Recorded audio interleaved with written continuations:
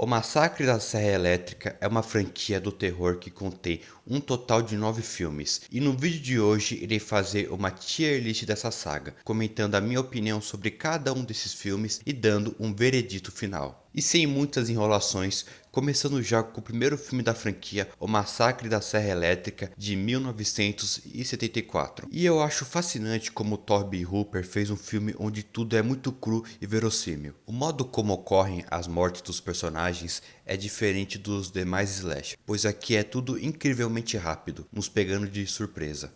É um filme também onde não há trilhas sonoras. Quer dizer, até tem, mas a trilha sonora desse filme são os gritos e a serra elétrica do Leatherface, que é quase utilizado como uma música.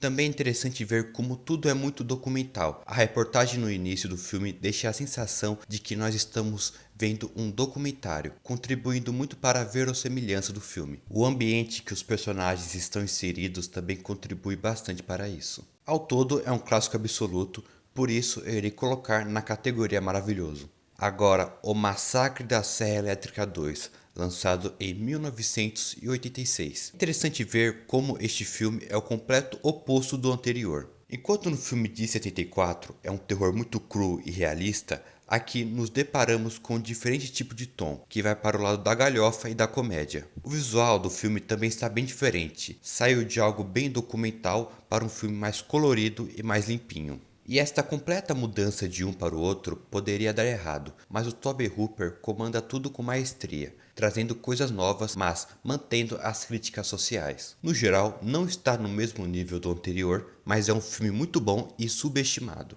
Agora, o terceiro filme da franquia, O Massacre da Serra Elétrica 3. O filme é uma junção dos anteriores, segue manter o meio termo entre ter o terrorzão do primeiro filme, mas ainda manter o absurdo e a comédia do segundo filme.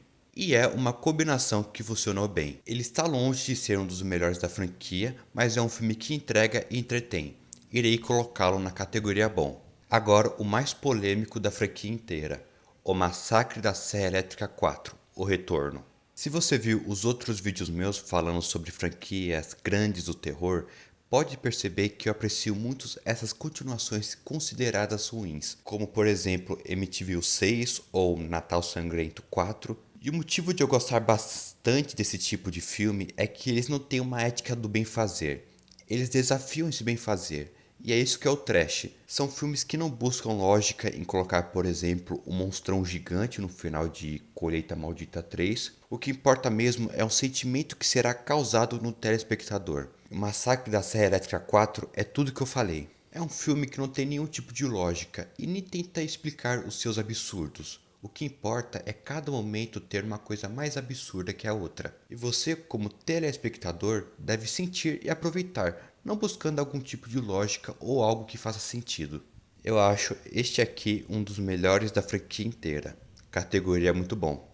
Agora irei falar sobre o remake lançado em 2003, O Massacre da Serra Elétrica. E no cinema de horror tivemos uma fase nos anos 2000 que eram os remakes sombrios. Então eles refaziam um clássico do terror dos anos 80 ou 70 e traziam para uma nova geração com uma estética mais sombria.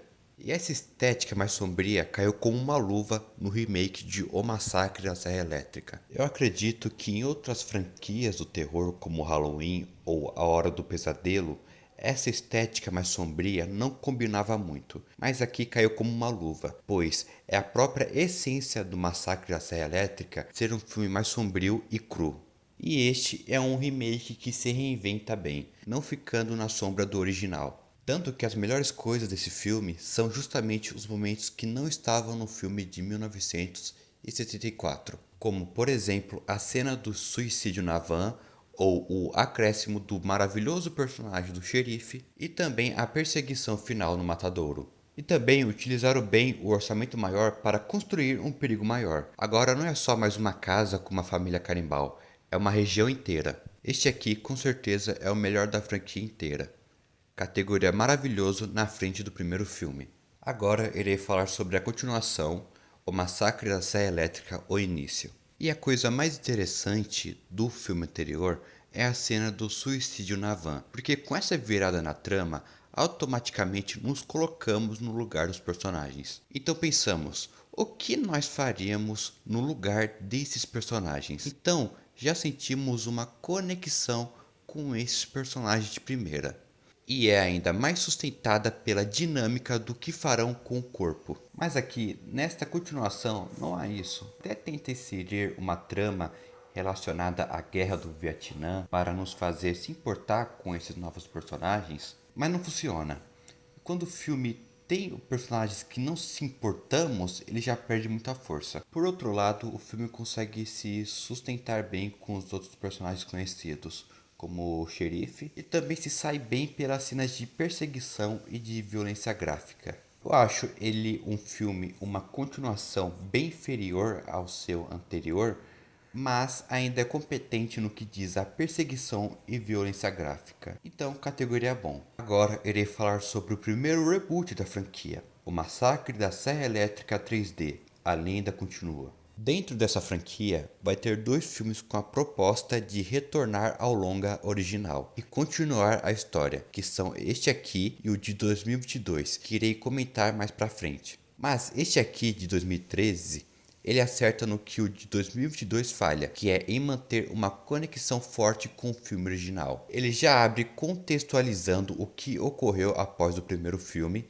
e a história desse aqui gira muito em torno dos acontecimentos que ocorreram em 74. Acho a primeira parte do filme bem genérica. Conta praticamente a mesma história dos anteriores, só que com mais clichês chatos desse gênero. Mas lá para a segunda parte do filme, ele melhora muito, pois começa a amarrar com o início do filme e sai da mesmice ao mudar a dinâmica. Ver o Leatherface mudando de lado e sendo o bonzinho da trama é bem interessante. Da franquia é o mais fraco, mas ainda considero bom filme. Agora irei falar de O Massacre no Texas, ou em inglês Leatherface, que é uma prequel do filme original. Ele é o primeiro filme desde 1986 a abandonar a premissa básica da franquia e propor uma trama realmente nova. Claro que o básico da saga ainda se mantém, de ser um filme de perseguição, mas assim como no anterior, muda a dinâmica dos personagens. Eu tenho a impressão de que o diretor desse filme sabe melhor filmar cena de ação do que propriamente cena de terror. A cena da lanchonete é um exemplo disso e é muito boa, e até meio Tarantino, com a música ao fundo e a violência gráfica exagerada.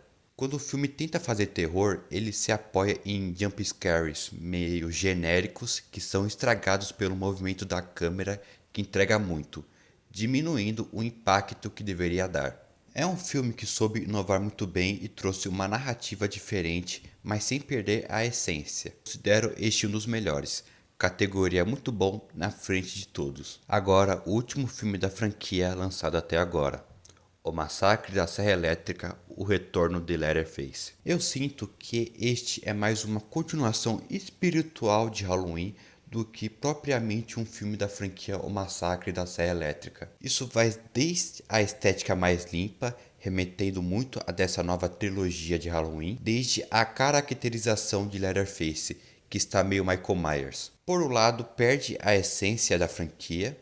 Por outro lado, gosto bastante de como parece o filme dirigido pelo David Gordon Green. Até a maneira como introduzem os personagens e utilizam eles na trama lembra bastante. Os personagens agem com um sentimento de protagonismo muito grande e ridicularizam essas pessoas. Em certo ponto, me parece até uma, entre aspas, paródia de Halloween de 2018. Principalmente na relação da Sally com o Leatherface. É um quase e se a relação da Laurie e do Michael Myers fosse realista? E a cena do primeiro encontro da Sally com o Leatherface resume bem isso, com o Leatherface não se lembrando dela e a ignorando, e a Sally indignada. Eu acho este aqui o mais subestimado da franquia, categoria muito bom. E essa foi a minha tier list dessa saga. No geral, é uma saga que não sai muito da premissa básica, que é jovens no Texas sendo perseguidas por uma família de canibal, mas cada filme consegue trazer uma identidade e autoria própria, o que